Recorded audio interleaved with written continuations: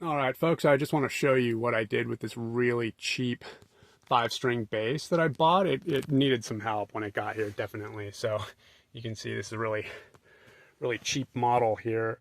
The biggest problem that it had was the bridge. There was a couple really big problems with where the bridge was set. One was that I couldn't actually lower the strings enough because the bridge was set up too high, so the action was just terrible. I've gotten the action pretty good here, and I'll tell you a little more about that. The other thing that happened was that the bridge was set too far this way, and I couldn't adjust the intonation on the B string correctly. I had it all the way back, and it was sitting up on top of this rounded screw right here. So I had to take the bridge off and and move it back about 1/4 of an inch this way, and I set it about 1/16 of an inch.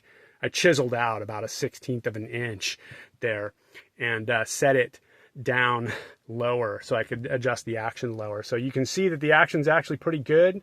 It's playing pretty nice right now. I also shimmed the neck different. Let's see if I can show you that here. You can see that I put a shim into the neck.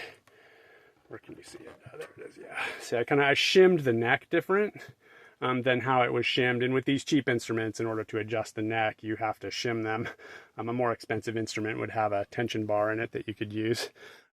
But I was in luck because the neck is nice and straight a lot of times, so I got a little lucky there. A lot of times the necks on these cheap instruments will have a bow in them, and then you can never really get the action perfect, for that instrument. You can see I've got it pretty good here. I might be able to lower it a little bit more, but it's playing really nice. I'm pretty satisfied with how it's playing.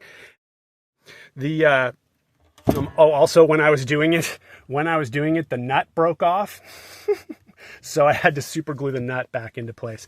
And I set I put some new strings on it also, and I lowered the pickups in their sockets quite a bit. And I'm actually getting a sound out of this thing now that is really satisfying to me. And you can see that the action's pretty good here. So it's playing nicely.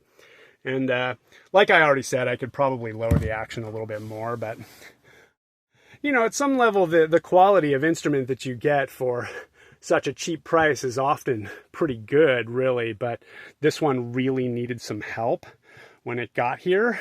And these things that I did to it has really given this thing a pretty satisfying sound to me. I am actually enjoying it when I'm playing it. It's playing nicely.